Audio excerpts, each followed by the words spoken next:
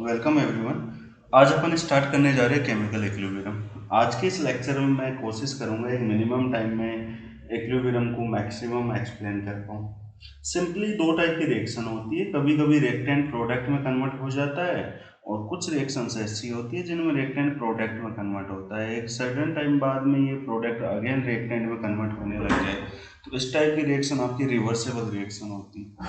दोनों रिएक्शन में अगर देखा जाए तो जो रिवर्सेबल रिएक्शंस होती है इसमें क्या होता है कि कभी कभी क्या होता है जितना रिएक्टेंट प्रोडक्ट में कन्वर्ट हो रहा है इसको फॉरवर्ड डायरेक्शन बोलेंगे, उतना ही प्रोडक्ट रिएक्टेंट में कन्वर्ट हो जाने लग जाता है बैकवर्ड डायरेक्शन में। और जब ये दोनों इक्वल होने लगे तो इस सिचुएशन में अपन इक्विलिब्रियम बोलते हैं। बेसिक बातों को साइड करके अपन सीधा टॉपिक की बात करते हैं, मेन मुद्दे की बात करते हैं कि इक्विलिब्रियम कहाँ कहाँ हो सकता है।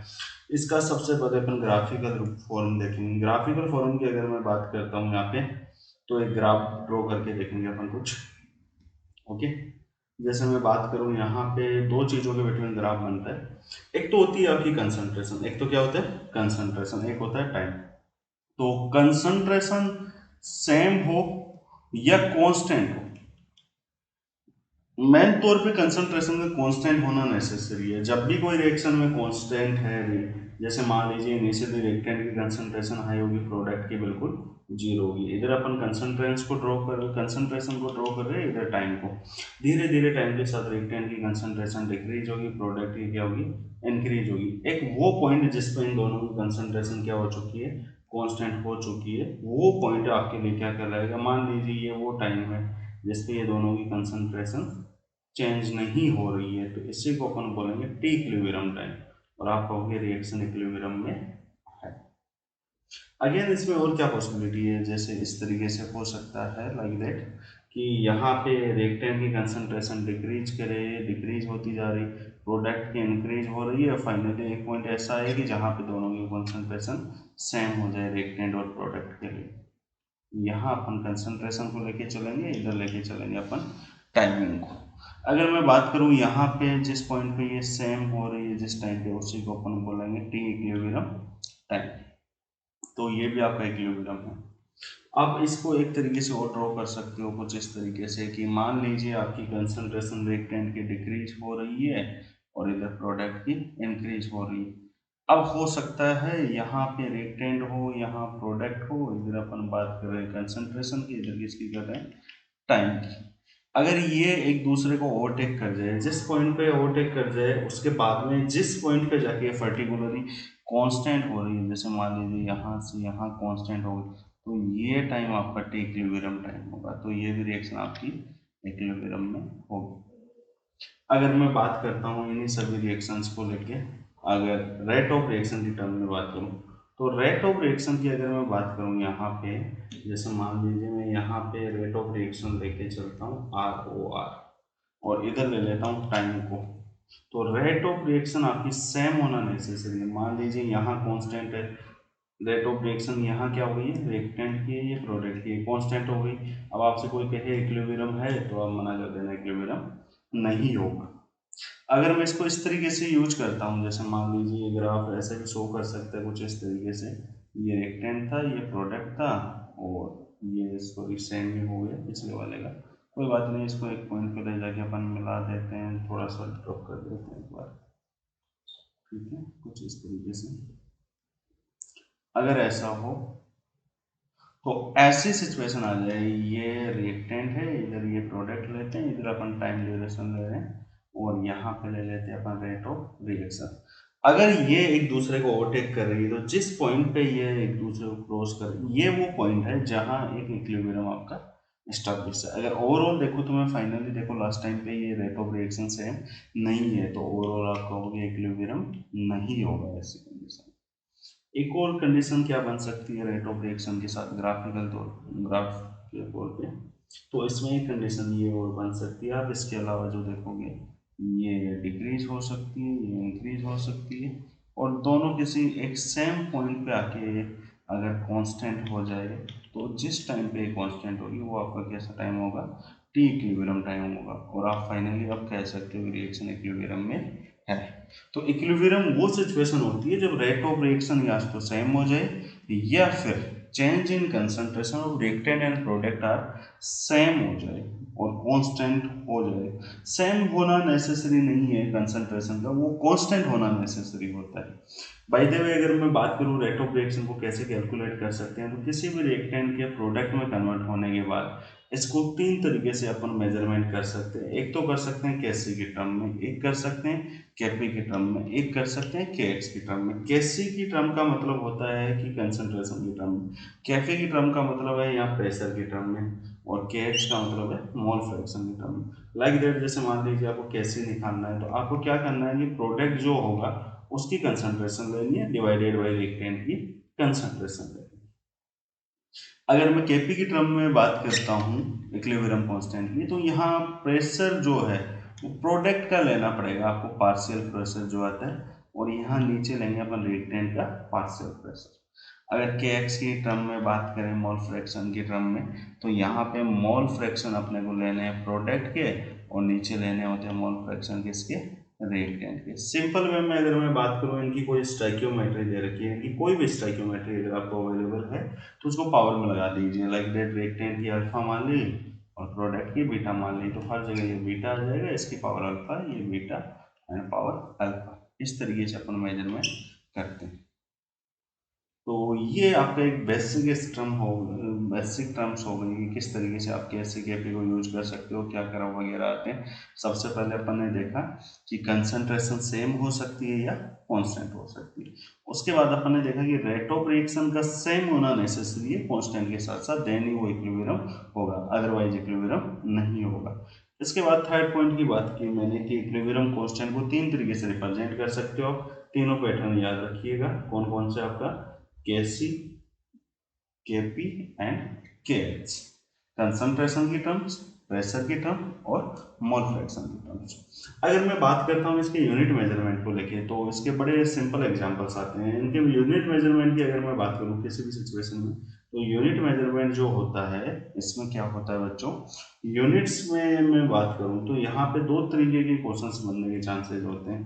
पहला पैटर्न तो ये होता है कि यूनिट्स में केवल आप केवल व केवल जहां यूनिट्स की बात होगी वहां यूज करोगे आप गैसेस प्रोडक्ट या एक्वस स्टेट में। लाइक दैट जैसे मान लीजिए मैं एक एग्जांपल उठाता हूँ, आपने लिया N2+3H2, ये दोनों गैसेज स्टेट में हैं और ये फाइनली कन्वर्ट हो गया 2NH3 गैस में। अब मैं कहूँ कि इसकी कैसी की यूनिट क्या होगी, तो कैसी एज इक्वल हो गया NH3, इसकी पावर कितने टाइम, 2 टाइम, बिकॉज 2 यहाँ पे क्या दे रही है, N2 की पावर 1 और H2 की पावर कितनी आ गई आपकी 3। इस तरीके से यूज करेंगे, तो इस तरीके से अपन यूज लेंगे। अगर मैं बात करूँ इसको थोड़ा और आगे देखें, तो यहाँ पे NH3 यानी यहाँ पे कंसंट्रेशन की टर्म अपन लेंगे मोलरिटी, इसकी पावर क्या हो गई 2, नीचे आएगी देखो नाइट्रोजन की जगह मोलरिटी की पावर 1 और हाइड्रोजन की जगह मोलरिटी की पावर 3, 3 + 1 4 और अपसाइड आएगा तो -4 N+2, तो ओवरऑल आपकी यूनिट आ गई मोलरिटी की पावर -2, या आप यूज ले सकते हो मोल पर लीटर -2। ओके, इस तरीके से। अगर इससे में केपी की टर्म पूछा जाता तो ये आप मोलरिटी की जगह क्या ले लेते हैं, एटीएम, एटीएम की पावर 2 और बटे आ जाएगा एटीएम की पावर 4, 4 इसलिए 1 यहाँ है 3 यहाँ, तो ओवरऑल आ गया आपकी एटीएम की पावर -2।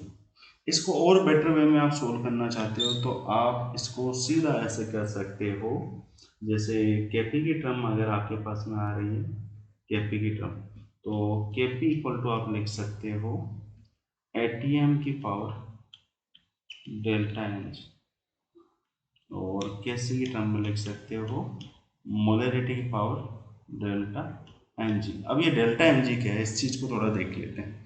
डेल्टा एन जी का बड़ा सिंपल मीनिंग होता है, डेल्टा एन जी का मतलब होता है नंबर ऑफ गैसेज, या यहाँ पे आप एक्वस लेंगे, एक्वस मोल ऑफ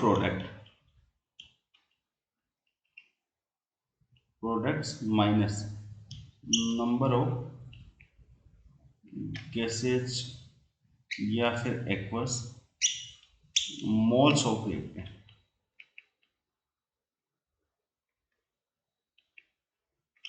ये अपन यूज लेंगे, क्लियर। इसका थोड़ा सा आइडिया होना चाहिए डेल्टा एन जी कहाँ से क्या कैलकुलेट करते हैं। जैसे इसको थोड़ा सा स्टार्ट में कुछ एग्जांपल्स करा देता हूँ मैं। लाइक दैट, जैसे एक एग्जांपल दिया है, इसमें डेल्टा एन जी कैलकुलेट करना है। PCl5 ये ब्रेक डाउन हो गए PCl3 प्लस Cl2 गैस। अब यहाँ पे मैं आपसे जानना चाहूँ कि क्या होगा इसमें, थोड़ा सा आप बताइएगा मेरे को। तो यहाँ पे देखिए कैसी की टर्म में बात करें तो डेल्टा एन जी कितना आ गया, गैसेज मोल कितना है 112, और इधर कितना आ रहा है, ये 1 आ गया, तो 2 - 1 यानी 1 आ गया, तो आप सीधा कर लीजिए मोलरिटी की पावर 1, बस खत्म। जैसे ऐसे एक दो एग्जांपल और देख लेते हैं अपन थोड़ा अलग करके। मान लीजिए आपने लिया H2 प्लस I2 कन्वर्ट हो गया 2HI, सारे के सारे गैसेज स्टेट में है, तो आपका डेल्टा एन जी कितना आ जाएगा भैया इस बार 0। इसका मतलब यूनिट क्या आ जाएगी 0, यूनिट लेस हो जाएगा। एक और एग्जांपल ले लीजिए लाइक दैट, यहाँ पे अपन ले लेते हैं N2 plus 3H2 convert in 2NH3। ये भी गैस है, ये भी गैस है, ये भी गैस है, तो गैस इक्वल टू कितना आ जाएगा, देखिए डेल्टा एन जी 2 है प्रोडक्ट के मोल, और एक्टेंट के मोल कितने हो गए 3 + 1 4, 2 - 4 बिकम -2, इसलिए आप बोलोगे मोलरिटी की पावर -2। अगर आपको केपी की टर्म में पूछता तो आप बोल देते एटीएम की पावर -2, इस तरीके से यूज करते हैं। ओके, आई होप समझ में आ गया होगा, 2-3 एग्जांपल काफ़ी है। एक और एग्जांपल थोड़ा अलग देख लेते हैं। मान लीजिए आपको ऐसा दे दिया कैल्शियम कार्बोनेट है, ये ब्रेक डाउन हो गया कैल्शियम ऑक्साइड प्लस CO2 में, तो CO2 तो एक गैस होती है, कैल्शियम ऑक्साइड क्या होता है सॉलिड, कैल्शियम कार्बोनेट भी क्या है सॉलिड। अब मैं अगर यहाँ पे डेल्टा एन जी की बात करूँ तो यहाँ पे गैस का केवल एक ही मोल नजर आ रहा है, वो है CO2 वाला, तो यहाँ पे डेल्टा एन जी कितना आ जाएगा भाई 1 आ जाएगा, तो आप कैसे इक्वल टू बोल दोगे सीधा मोलरिटी की पावर 1। अगर केपी की टर्म में यूनिट पूछा है तो केपी की टर्म में बोलेंगे अपन एटीएम की पावर 1, इस तरीके से अपन यूज लेंगे। और कुछ एग्जाम्पल के तौर पे आप देखना चाहो तो देख सकते हो, बहुत सारे एग्जाम्पल भरे पड़े हैं वैसे। नंबर 5 पे आ जाएगा like that NH4HS।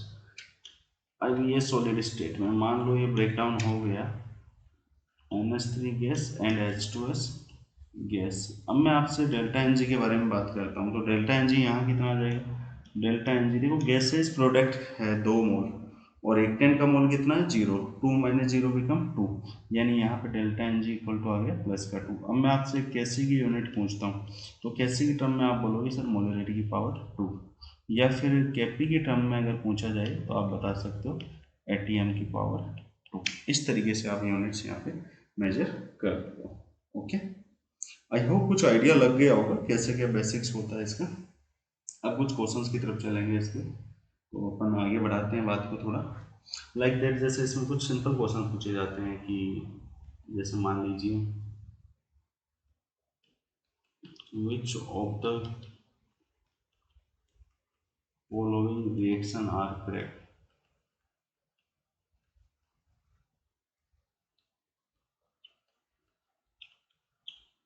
According to given graph.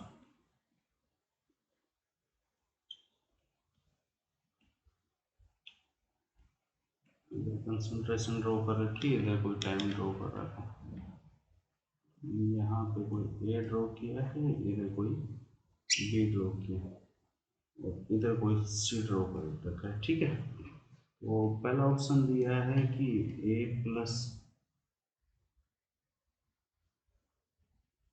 C convert in B, दूसरा ऑप्शन दिया है B plus C convert in A, C option दिया है आपको A plus B convert in C, और लास्ट ऑप्शन दिया है C break down in A plus B. अब देखिए जनरली अगर अपन देखा जाए, जनरल तौर पे देखें तो जहाँ भी रिएक्शंस में कंसंट्रेशन होती है स्टार्ट में, वो रिएक्टेंट की दी जाती है, वो धीरे धीरे टाइम के साथ डिक्रीज करती है, इसमें से वो प्रोडक्ट में कन्वर्ट हो रही है। तो कंसंट्रेशन इंक्रीज यहाँ केवल सी की हो रही है, डिक्रीज हो रही है ए और बी की, इसमें ए और बी रिएक्टेंट का काम करेंगे और सी किसका काम करेगा प्रोडक्ट का, इस हिसाब से अपना ऑप्शन हो जाएगा सी। ओके, चलो एक और क्वेश्चन देखते हैं ऐसे ही। एक क्वेश्चन ये भी आ जाता है नॉर्मली, जैसे इस टाइप के क्वेश्चन कई बार पूछे जाते रहते हैं। Calculate calculated values of Kc for the reaction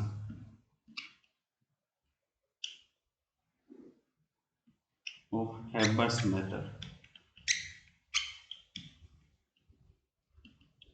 if all concentration are equal 1.10 m। Okay, तो अब आपको थोड़ा सा आइडिया होना चाहिए हेबर प्रोसेस क्या होता है। हेबर प्रोसेस होता है N2 रिएक्ट करता है 3s2 से और कन्वर्ट हो जाता है 2NH3 गैस में। ओके, सारे के सारे गैसेज स्टेट में होते हैं।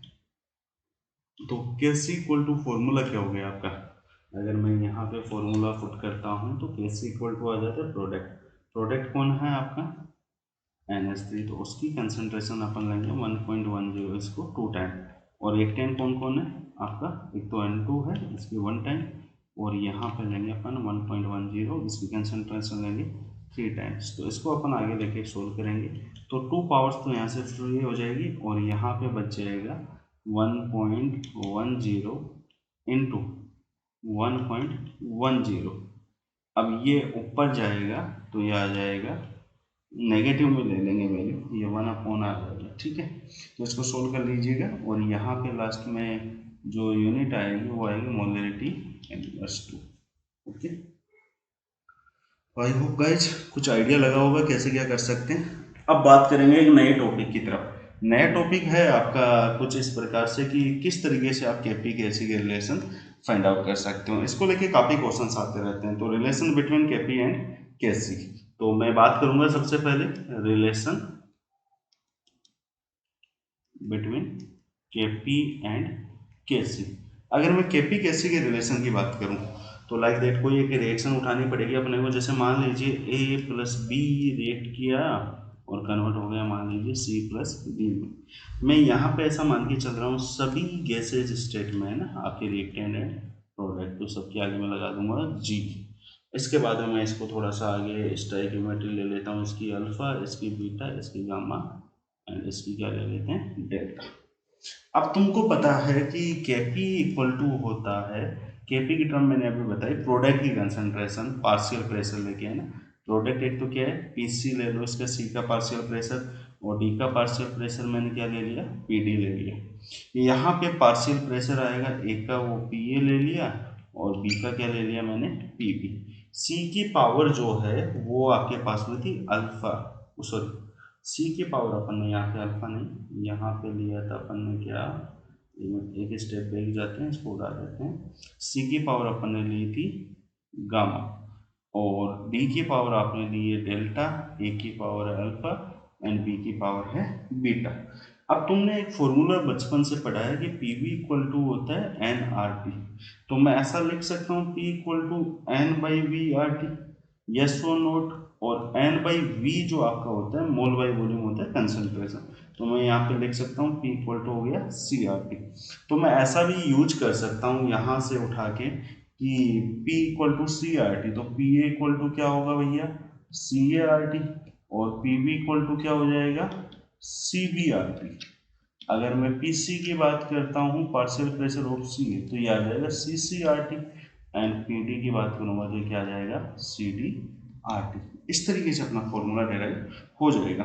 अब मैं इन सब में बात करता हूँ, सी ए का मतलब कंसंट्रेशन ऑफ ए है, बी का मतलब कंसंट्रेशन ऑफ बी है, तो मैं इसको ऐसा लिख सकता हूँ कि ए आर टी, इसको लिख सकता हूँ भैया कंसंट्रेशन ऑफ बी यानी बी आर टी, यहाँ कंसंट्रेशन ऑफ सी यानी सी आर टी और यहाँ कंसंट्रेशन ऑफ डी यूज लेंगे तो अपन इसको लिख देंगे डी आर टी। ओके, अब मैं इसको थोड़ा सा फॉर्मूले पुट करने जा रहा हूँ। तो केपी इक्वल टू क्या है पीसी, पीसी की जगह मैं क्या लिखूंगा आप थोड़ा सा ध्यान दीजिए बच्चों। केपी इक्वल टू मैं लिखूंगा पीसी, पीसी की जगह मैं लिखूंगा सी डॉट क्या आ गया आरटी, आरटी की पावर क्या लगाएंगे अल्फा, तो ओवरऑल पावर लगा दीजिए वो सॉरी गामा। एंड बी की जगह क्या लिखोगे पीडी की जगह लिखोगे डी आर टी, इसकी पावर क्या आ गई डेल्टा। नीचे क्या आ जाएगा ए, पी ए की जगह आएगा ए, और यहाँ पे आगे क्या आ गया आर टी।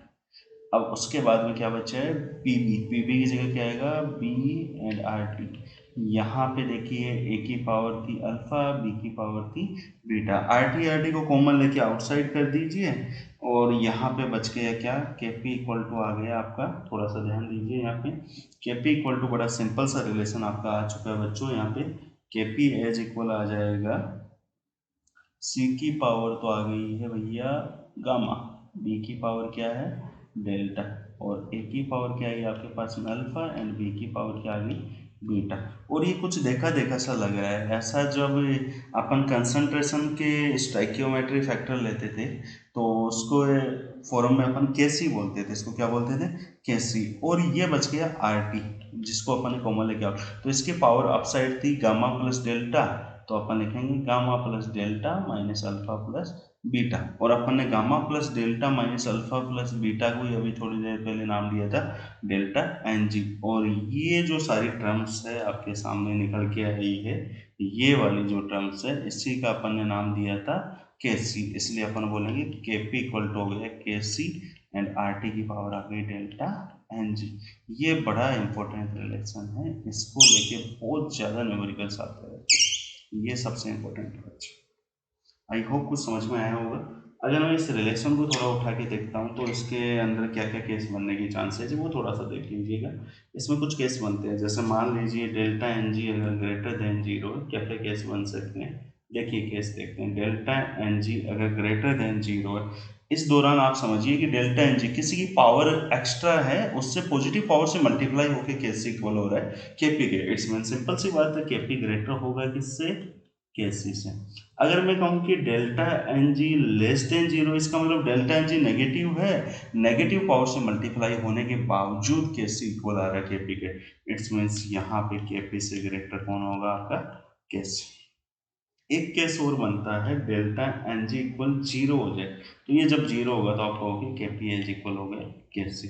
इसको लेके डायरेक्ट क्वेश्चन काफी बार पूछा गया है, डेल्टा एन जी या विच वन रिएक्शन के पी एंड के सी आर इक्वल, या विच वन रिएक्शन हैज के पी एज इक्वल के सी, इट्स मीन सीधी सी बात है जवाब का डेल्टा। कभी कभार क्या होता है टी का वैल्यू अगर 1/12 केल्विन दे दिया जाए, तो आपको पता है आर टी, आर का वैल्यू होता है 1/12 यूनिवर्सल गैस कांस्टेंट होता है, और टी का वैल्यू भी अगर 1/12 दे दे, 12 केल्विन दे दे सॉरी, टी अगर 12 केल्विन दे दीजिए, 1/12 नहीं 12 केल्विन लेंगे तो ये 12 कैंसिल आउट हो जाता है और आर टी फाइनल 1 हो जाता है, तो उस कंडीशन में भी आप कह सकते हो के पी एज इक्वल क्या होगा के सी। अगर आपने टी ये कितना यूज लिया है बच्चे, अगर आपने यूज लिया है यहाँ पे टेम्परेचर 12 केल्विन, कितना यूज लिया है 12 केल्विन, तो ये थोड़ा सा एक आइडिया रखने का एक मिनट है। ओके, आई होप समझ में आ गया होगा। अब इसके बाद में थोड़ा सा आगे बढ़ाते हैं, रिलेशन देखते हैं केपी और केसी के बाद में केपी एंड के की क्या कहानी है। तो ये रिलेशन याद रखना, केपी इक्वल टू होता है केसी आर टी की पावर डेल्टा। चलो नए पेज की तरफ चलेंगे। अब रिलेशन बिटवीन केपी एंड के एक्स देखेंगे। अब देखेंगे अपन रिलेशन बिटवीन केपी एंड के एक्स। अगर मैं बात करता हूँ यहाँ पे केपी के एक्स की टर्म में, तो वही रिएक्शन उठाएंगे, अल्फा मोल ले लिया ए के एंड बीटा स्टोइकियोमेट्री ले ली बी की, और ये कन्वर्ट हो रहा है किसमें gamma C and delta D. Okay, आपकी पहले वाली कहानी हो गई, केपी की टर्म में क्या लिखोगे आप लिख दोगे कि सर पी सी का पार्शियल प्रेशर ले लो, पी डी का पार्शियल प्रेशर ले लो, डिवाइडेड बाई ए का पार्शियल प्रेशर और किसका बी का पार्शियल प्रेशर। अब इसकी स्टोइकियोमेट्री लगा दीजिए, सी की स्टोइकियोमेट्री गामा थी, डी की डेल्टा थी, ए की अल्फा एंड बी की बीटा। अब आपको ये पता है कि किसी भी गैस का पार्शियल प्रेशर जो होता है वो होता है उसका मोल फ्रैक्शन यानी एक्स, इनटू क्या होता है पी टोटल, यही होता है ना। अब मैं लिखूं पी ए, तो पी ए की जगह आप क्या यूज ले सकते हो, यहाँ पे थोड़ा देखेंगे, पी ए एज इक्वल अपन यूज ले सकते हैं क्या, एक्स से डॉट टोटल प्रेशर मैंने पी मान लिया, तो पी पी बराबर क्या लिखोगे आप X P dot total pressure P. अगर मैं पी सी की बात करता हूँ तो आप लिखोगे एक्स सी डॉट पी, और पी डी की बात करेंगे तो यहाँ पे आ जाएगा x D mole fraction of D dot P total, ये सारे मिला के टोटल प्रेशर पी होता है। तो मैं यहाँ पे अगर केपी की टर्म में फॉर्मूले को थोड़ा सा डिस्क्राइब करके लिखना चाहूँ तो मैं ऐसे लिख सकता हूँ केपी इक्वल टू पी की जगह पी सी की जगह लिखूंगा एक्स सी डॉट पी, और पी डी की जगह लिखूंगा एक्स डी डॉट पी, और यहाँ पे मैं लिखूंगा पी ए की जगह लिखूंगा एक्स से डॉट पी, और पी बी की जगह क्या लिखूंगा बेटा एक्स पी डॉट पी। अब इनकी थोड़ी स्टाइक्योमेट्री को लगा दीजिए, इसकी स्टाइक्योमेट्री गामा थी, इसकी स्टाइक्योमेट्री डेल्टा, इसकी अल्फा, और इसकी क्या आगे बीटा।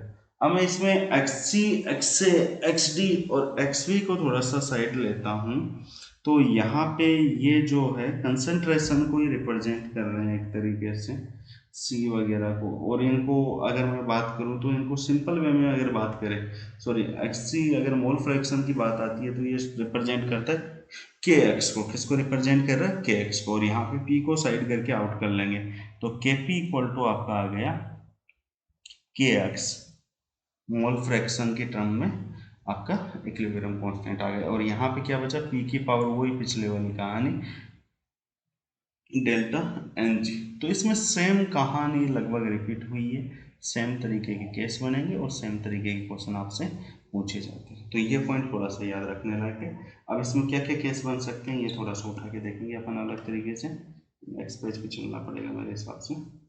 चलो कोई नहीं। अब जैसे केस की बात करेंगे तो आपने ये देखा कि के पी इक्वल टू क्या है आपका, के पी इक्वल टू आया आपका के एक्स, और पी की पावर क्या है डेल्टा एन जी। अब इसमें क्या क्या रिलेशन बन सकते हैं, पहला क्वेश्चन पहला इक्वेशन ये हो सकता है delta N G greater than zero, तो डेल्टा एन जी अगर जीरो है ग्रेटर देन, इसका मतलब यहाँ पे जो आपका के पी है वो ग्रेटर हो जाएगा, ऑब्वियस सी बात है किससे के एक्स। अगर मैं यहाँ पे डेल्टा एन जी ले लेता हूँ लेस देन जीरो, तो इस बार के पी से बड़ा कौन हो जाएगा आपका के एक्स। इसके अलावा और क्या बन सकता है, delta N G equal zero तो के पी एज इक्वल होगा किसके के एक्स।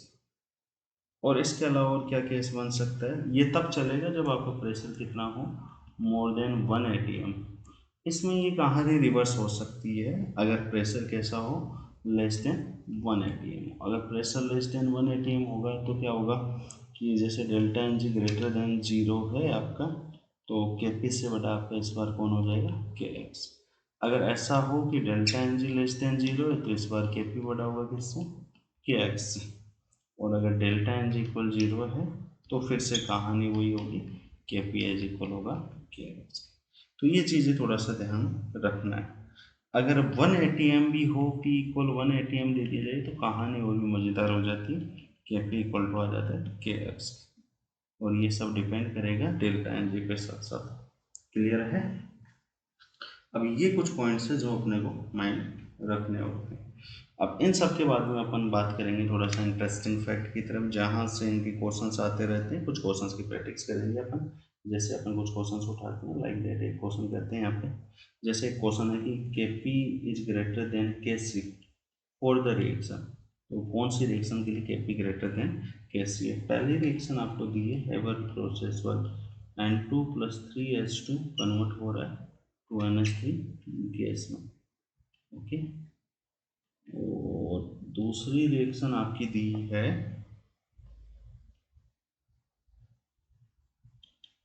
H2 प्लस I2, ये कन्वर्ट हो गया टू HI में, सभी को गैस स्टेट में दिया है, पिछले वाले में सभी की गैस स्टेट थी। तीसरा आपको दिया 2SO2 प्लस O2, ये कन्वर्ट हो रहा है 2SO3 में, इसमें भी गैस में कन्वर्ट हो रहा है। वो नंबर डी दिए आपको लास्ट वाला, इसमें दिया N2O4, ये ब्रेक डाउन हो रहा है 2NO2, ये भी गैसीय स्टेट।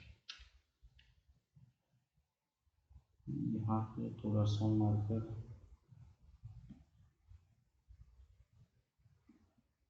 इसको गैसेज स्टेट में ले लीजिए N2O4 को।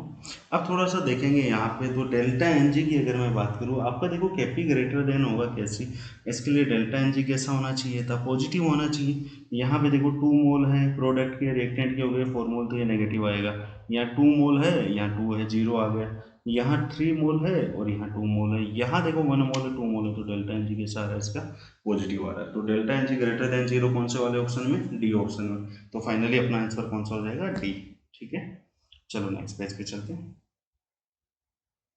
जैसे आपको ये पूछेगा डेल्टा एन जी वगैरह या कैसे कैसे का रिलेशन, जैसे आपको रिएक्शन दे दी, सी ओ गैस में प्लस सी एल टू है गैस में, और ये दोनों बदल गए सी ओ सी एल टू गैस में।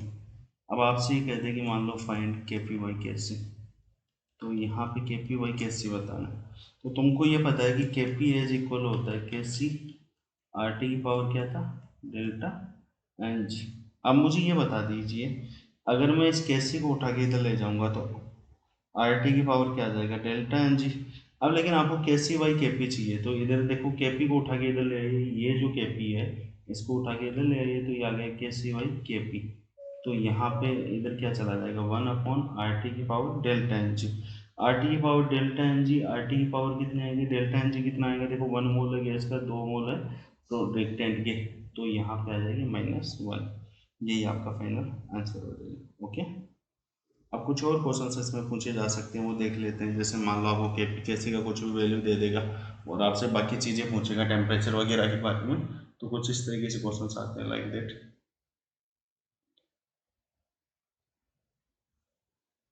आपसे दिए के पी तक के सी इक्वल 3 है, और आपको रिएक्शन दिए SO2Cl2 कन्वर्ट हो गया SO2 प्लस Cl2, और इसमें सबकी स्टेट दी है गैस। अब आपको के पी बाई के सी बताना है, तो आपको पता है के पी इक्वल टू क्या होता है, के सी आर टी की पावर क्या होता है, delta N G. R T की पावर आएगा 1, मैं ऐसा लिख सकता हूँ, ये इधर आ जाएगा, के पी बाई के सी बराबर कितना आ गया आर टी। और आपको ये पता है कि ये टोटल टेम्परेचर कितना दिए 3 केल्विन, तो टी बराबर आ जाएगा 3 आर के। इस तरीके से आप क्वेश्चन लगा सकते हैं। अब नेक्स्ट वीडियो में बात करेंगे अपन एप्लीकेशन ऑफ के टी।